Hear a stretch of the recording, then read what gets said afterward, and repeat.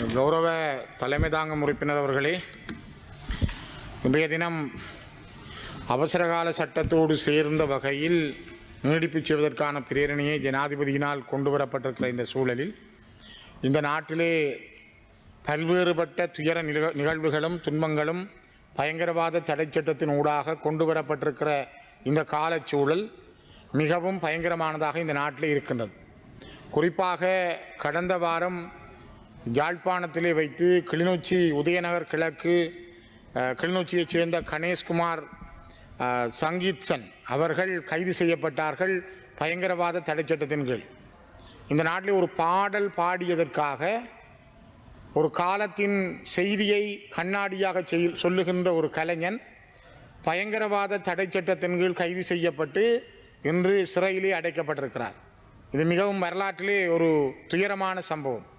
உங்களுக்கு தெரியும் கௌரவ தலைமை தாங்கும் உறுப்பினர் அவர்களே, இந்த நாட்டில் 78ஆம் ஆண்டிலே கொண்டு வரப்பட்ட பயங்கரவாத தடை சட்டம் என்பது சிங்கள இளைஞர்களையும் தமிழ் இளைஞர்களையும் மிக மோசமாக பாதித்திருந்தது. இன்று அரசமைத்திருக்கிற ஜேவிபி என்பிபியாக இருக்கலாம் மாற்றம் பெற்றிருந்தாலும் கூட 60,000க்கும் மேற்பட்ட சிங்கள இளைஞர்களும் யுவதிகளும் மிக மோசமாக படுகொலை செய்யப்படுவதற்கும் இந்த நாட்டிலே மிக மோசமாக அழிக்கப்படுவதற்கும் இந்த பயங்கரவாத தடை சட்டத்தை அப்போதிருந்த ஐக்கிய தேசிய கட்சி அரசாங்கத்தைச் சேர்ந்த ஜேஆர் ஜெயவர்தன, பிரேமதாசா போன்றவர்கள் மிக கொடூரமாக அதனை பயன்படுத்தி இருந்தார்கள். கொடூரமான இந்த சட்டத்தை நீக்குகிறோம் என்று பலமுறை எதிர்க்கட்சி வரிசையில் இருந்த இன்றைய ஜனாதிபதி அனுரகுமார திசாநாயக்க உட்பட உங்களுடைய அரசாங்கம் பல தடவைகள் இந்த செய்தியை சொல்லியிருந்தார்கள், நாங்கள் இந்த பயங்கரவாத தடை சட்டத்தை உடனே வந்தவுடன் நீக்குவோம். ஆனால் இன்றைக்கு 2 ஆண்டுகள் கடக்கப் போகிறது, இதுவரை இந்த பயங்கரவாத தடை சட்டம் நீக்கப்படவில்லை. அதற்கான ஒரு புதிய பயங்கரவாத தடை சட்டம் பற்றி நீங்கள் பேசுகிறீர்கள். ஒரு கோடு இருக்கிறது, அதற்கு இன்னொரு பெரிய கோட்டை கீறுகிறீர்களே தவிர ஆனால் அதனை நீக்குகின்ற நிலையில் இல்லை. இந்த பயங்கரவாத தடை சட்டத்தின் ஊடாகத்தான் இந்த நாட்டிலே தமிழ் மக்கள் மிக கொடுமைகளை சந்தித்தார்கள். 2009ஆம் ஆண்டு 2006ஆம் ஆண்டு காலங்களில், குறிப்பாக 2006 கிழக்கு மண்ணினுடைய வாகரையிலே நடந்த மிகப்பெரிய இறுதியான இனப்படுகொலைகளும் 2009ஆம் ஆண்டு வடக்கு மண்ணிலே முள்ளிவாய்க்காலிலே நடந்த இனப்படுகொலைகளுக்கும் இந்த பயங்கரவாத தடை சட்டம் மிக காரணமாக இருந்தது. இந்த சட்டத்தை பயன்படுத்தி இன்று கணேஷ்குமார் சங்கீத்சன் கைது செய்யப்பட்டிருக்கிறார். அவர் ஒரு பாடல் பாடியிருந்தார். இந்த நாட்டிலே பாடுகின்ற உரிமை தடுக்கப்பட்டிருக்கிறதா அப்படி என்றால் இந்த சபையிலே நீங்கள் சொல்ல வேண்டும். பேசுகின்ற உரிமை தடுக்கப்பட்டிருக்கிறதா? தீபச்செல்வன் புத்தகங்களை எழுதியிருந்தார். இந்தியாவிலிருந்து வந்த புத்தகங்கள் சுங்க திணைக்களத்தில் தடுத்து வைக்கப்பட்டிருக்கிறது. எழுதுகின்ற உரிமை தடுக்கப்பட்டிருக்கிறது. பாடுகின்ற உரிமை தடுக்கப்படுகிறது. கூட்டம் கூடுகின்ற உரிமை தடுக்கப்படுகிறது. பயங்கரவாத தடை சட்டத்தை வைத்தே நீங்கள் இதனை செய்கின்றீர்கள். இன்று அதனை இன்னும் மெருகூட்டுவதற்காக இன்றைய சட்ட மூலத்தையும் ஜனாதிபதி தனக்கு இருக்கின்ற அதிகாரத்தை பயன்படுத்தி இதனை செய்கின்றார்.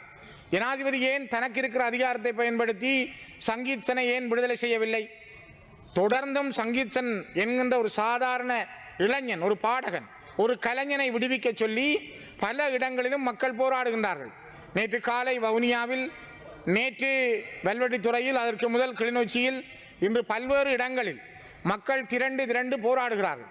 இப்பொழுதும் நான் இந்த இடத்திலே உயர்ந்த சபையிலே சொல்லுகிறேன், நீங்கள் அவர்களை விடுவிக்கவில்லையானால், சங்கீத்சன் அவர்களை உடனடியாக இந்த அரசு விடுவிக்கவில்லை என்றால் வடக்கு கிழக்கு தழுவிய ஒரு மாபெரும் போராட்டத்திற்கு மக்கள் தயாராகிறார்கள். இளைஞர்கள் பாதிக்கப்பட்டிருக்கிறார்கள், பேச முடியாமல் இருக்கிறார்கள். அரசு பொறுப்படுத்த காலத்திலிருந்து அபிவிருத்தி என்ற வார்த்தைகளை நீங்கள் சொல்லிக் கொள்கிறீர்கள், ஆனால் அபிவிருத்தி என்பது நடந்ததாக தெரியவில்லை. கைதுகளும் அடக்குமுறைகளும் இந்த நாட்டிலே மிக கோலோச்சி மேலோங்கி இருக்கிறது. அண்மையிலே யாழ்ப்பாண மேல் நீதிமன்றத்தினுடைய நீதிபதியாக இருந்த அலெக்ஸ் ராஜா 2 மாதங்களில் திடீரென பதுளை மாவட்டத்துக்கு மாற்றப்பட்டார். அலெக்ஸ் ராஜா நீதவான் நியமிக்கப்பட்டு அவர் சில வழக்குகளை முன்னிலைப்படுத்துகின்ற பொழுது நீதியான நீதவான்கள் உடனடியாக கலைக்கப்படுகிறார்கள். இதேதான் முல்லைத்தீவில் இருந்த நீதவான் சுவர்ணராஜா அவர்களுக்கு நடைபெற்றது. ஆகவே நீங்கள் கொண்டு வருகிற சட்டம் மக்களுக்கான சட்டம், நீதிக்கான சட்டம் என்பது நீதித்துறையையே கேள்விக்குட்படுத்தி இருக்கிறது. குருந்தூர் மலையிலே பிகாரை கட்ட வேண்டாம் என்று நீதிமன்றம் கட்டளையிட்ட பிற்பாடும் பிக்குமார்களால் அங்கே நீதிமன்ற கட்டளையை மீறி அந்த இடத்திலே விகாரை கட்டப்பட்டது. அரசாங்கத்தினால் இதுவரை அதனை தடுக்க முடிந்திருக்கிறதா? அதனை தடுக்க முயன்ற நீதவானை பழிவாங்கினீர்கள். அவர் நாட்டை விட்டு ஓட வேண்டிய நிலைக்கு நீதியரசர் சுவர்ணராஜா நாட்டை விட்டே போனார். அலெக்ஸ் ராஜா தீர்ப்பு வழங்குகின்ற பொழுது, நீதியை வழங்குகிற பொழுது நீதிக்கு புறம்பாக ஒரு கோரமான அகோரமான ஆட்சிக்காக அவரை யாழ்ப்பாணத்தில் இருந்து நீங்கள் மாற்றியிருக்கிறீர்கள். இது ஒரு மிகப்பெரிய வன்முறை, இந்த நாட்டில் நடைபெறுகின்ற மிகவும் மோசமான ஒரு காரியம். குறிப்பாக யாரும் பேச முடிவதில்லை. கௌரவ தலைமை தாங்கும் உறுப்பினர் அவர்களே, நான் எனக்கு தெரிந்த அளவிலே யாழ்ப்பாணம் யூனியன் கல்லூரி மாணவர்கள் ஒரு விளையாட்டு போட்டிக்கு சோதனை செய்திருந்தார்கள். அந்த சோதனைக்காக அந்த பாடசாலையினுடைய அதிபர் பரதன் உட்பட மாணவர்கள் ஆசிரியர்கள் விசாரணைக்கு உட்படுத்தப்பட்டார்கள்.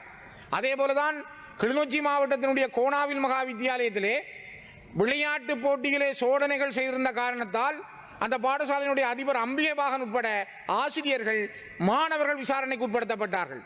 ஒரு பாடசாலையின் விளையாட்டு போட்டியிலே சோடிக்க முடியாது. பாடசாலை விளையாட்டு போட்டி நடத்தினால் பயங்கரவாத தடை சட்டம், பாடினால் பயங்கரவாத தடை சட்டம், பேசினால் பயங்கரவாத தடை சட்டம், ஒன்று கூடினால் பயங்கரவாத தடை சட்டம். இந்த நாட்டில் நீங்கள் என்ன நல்லிணக்கம் சொல்லுகிறீர்கள்? இங்கே நீதி அமைச்சர் அவர்கள் இருக்கிறார், கௌரவ அமைச்சர்கள் இருக்கிறீர்கள். தயவு செய்து சிந்தித்து பாருங்கள். இந்த சட்டத்தால் பாதிக்கப்பட்டவர்கள் நீங்கள் என்று நாங்கள் சொல்லுகிறோம். கதிராமத்து அழகி மனம்பேரி உட்பட பலரை கொன்று நிர்வாணமாக்கி ரோட்டில் இழுத்து சென்று சுட்டு படுகொலை செய்த இந்த நாட்டினுடைய வரலாறு, எங்களுடைய சகோதரர்கள் மிக மோசமாக கொல்லப்படுவதற்கும், இறுதி யுத்தத்தை கோட்டபாய ராஜபக்ச அவர்கள் இந்த மண்ணிலே முள்ளிவாய்க்காலில் 4 லட்சம் மக்கள் இருந்த பொழுது 75,000 பேர் தான் இருக்கிறார்கள் என்று கூறி உணவு அனுப்பாமல், மருந்து அனுப்பாமல், கொத்து குண்டுகளையும் பொஸ்பரஸ் குண்டுகளையும் வீசி அந்த மக்களை கொடூரமாக கொலை செய்த தொடர்கின்றது. குறிப்பாக அரசியல் பிழைத்தோர்க்கு அறம் கூற்றாகும் என்பது சிலப்பதிகாரம். சிலப்பதிகாரத்தை நீங்கள் அது சிங்களத்தோடும் சில அதுக்கான விஷயங்கள் அதிலே உண்டு, படித்து பாருங்கள். அரசியல் பிழைத்தோர்க்கு அறம் கூற்றாகும். அந்த அரசியல் பிழைத்ததனால் கோத்தபாயா 2 வருடங்களிலே வீட்டை விட்டு போனார். இந்த நாட்டினுடைய ஆட்சியை விட்டு போக வேண்டிய சூழல் அவருக்கு வந்தது. அதே போலதான் மஹிந்த ராஜபக்ச திரும்ப வர முடியவில்லை. யோசித்து பாருங்கள்.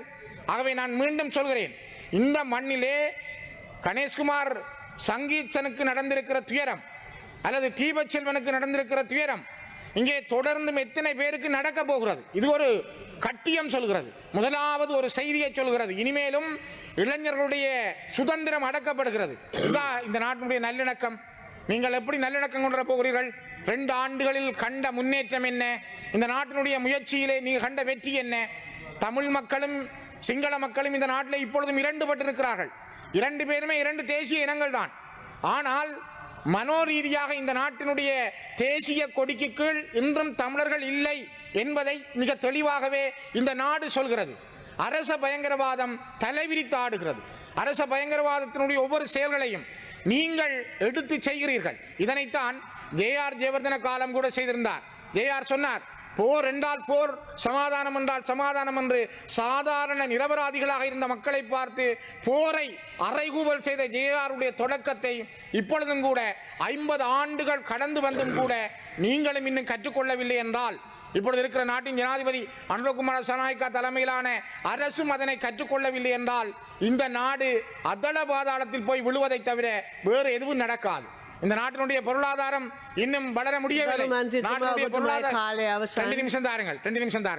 நான் நினைக்கிறேன் தலைமைதாங்கும் உறுப்பினர் அவர்களே, இந்த நாட்டினுடைய நீதியும் நியாயமும் எல்லா இனங்களுக்கும் உரியதாக இருக்க வேண்டும், எல்லாருக்கும் உரியதாக இருக்க வேண்டும். நீதியரசர்களை நீங்கள் நினைத்தது போல் மாற்றவும், உங்களுக்கு ஏற்ற வகையில் நீதியரசர்களை நியமிப்பதும், அதனூடாக தீர்ப்புகளை வழங்குவதும் மிக மோசமானது. இதனைத்தான் அந்த குறிப்பிட்ட காலங்களில் தந்தை செல்வாவினுடைய மருமகனாக இருந்தவர் ஜே.ஆர். ஜெயவர்தனோடு மிக நெருக்கமாக இருந்தவர். அவர் எழுதிய புத்தகத்திலே அவர் குறிப்பிட்டிருந்தார், ஜே.ஆர். ஜெயவர்தன ஒரு முறை சொன்னார், தீர்ப்புகளை நாங்கள் எங்களுக்கு ஏற்றமாய் எழுதுவோம். நாங்கள் யாருடைய மண்டையை உடைக்க வேண்டும் அல்லது யாருக்கு என்ன தீர்ப்பு வழங்க வேண்டும் என்பதை ஒரு நீதிபதிகளுக்கு கார் வாங்கி கொடுப்பதன் மூலம் அல்லது வீடு வாங்கி கொடுப்பதன் மூலம் எங்களால் தீர்ப்பளிக்க முடியும் என்று அத்துலத் முதலியும் ஜே.ஆர். ஜெயவர்தனமும் அந்த காலகட்டங்களில் 70களிலே சொன்ன வரலாறுகளை நான் மீண்டும் பதிவிடுகிறேன். ஆகவே பிரேக் ஆஃப் ஸ்ரீலங்கா, ஏ.ஜே. வில்சன் எழுதிய பிரேக் ஆஃப் ஸ்ரீலங்கா என்கிற புத்தகத்தை மீண்டும் ஒருமுறை படியுங்கள். அவர் மிக தெளிவாக ஜே.ஆரோடு நெருக்கமாக இருந்த ஏ.ஜே. வில்சன் எழுதிய அந்த புத்தகத்தினுடைய ஒவ்வொரு வரிகளும் இந்த நாட்டிலே தமிழ் மக்களுக்கு எதிராக சிங்கள தலைவர்கள் செய்த அநியாயங்களை சொல்லுகிறது. அதனால் தான் நான் மீண்டும் நான் வலியுறுத்துகிறேன், இந்த நாட்டினுடைய சங்கீச்சனை அவரை உடனே விடுதலை செய்ய உடனடி நடவடிக்கையை மேற்கொள்ளுங்கள். இந்த உயர்ந்த சபையினூடாக அவரை பயங்கரவாத தடை சட்டத்தில் வைத்திருக்காதீர்கள். அவரை உடனே விடுதலை செய்யுங்கள். நான் மீண்டும் வலியுறுத்துகிறேன்.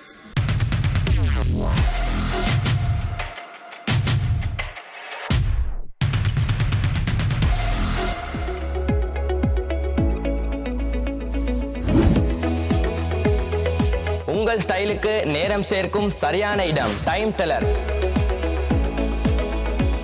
நீங்க வாட்ச் பிசினஸ் செய்யறவங்களா இல்லாட்டி செய்ய பாக்குறவங்களா, உங்களுக்கு நாங்க பெஸ்ட் விலையில பெஸ்ட் வாரண்டியோட பெஸ்ட் ஐட்டங்கள்ல நிறைய மோர் தென் வெரைட்டிஸோட தரத்துக்கு நாங்க ரெடி ஆகிறோம். எங்கள்கிட்ட எல்லா ஐட்டமும் வாரண்டியோடையும் வரும், நல்ல ஐட்டமும் மீக்குது, அதே மாதிரி லோ பிரைஸ்லேயும் மீக்குது. ரிட்டைல் எடுக்கணுமெண்டா ஒர்க்கிங் கஸ்டமரா இருந்தீங்கடா வந்து நீங்க வாங்க, நாங்க ஹோல்சேல் விலைக்கு உங்களுக்கு ரிட்டைல் தருவோம். எங்களோட கடை இது பேட்டால 2nd Court Street நம்பர் 54 மார்க்கெட்ல சரியா கந்தரோட்டைக்கு சரியா ஆப்போசிட்ல இருக்குது. கடைக்கு நீங்க சாமான் எடுக்கானி பரவாயில்ல, சும்மா விசிட் பண்ணி பாருங்க. என்னோட கான்டாக்ட் நம்பர் 0768782482418. செய்திகளை உடனுக்குடன் தெரிந்து கொள்ள உடனே சப்ஸ்கிரைப் பண்ணுங்க.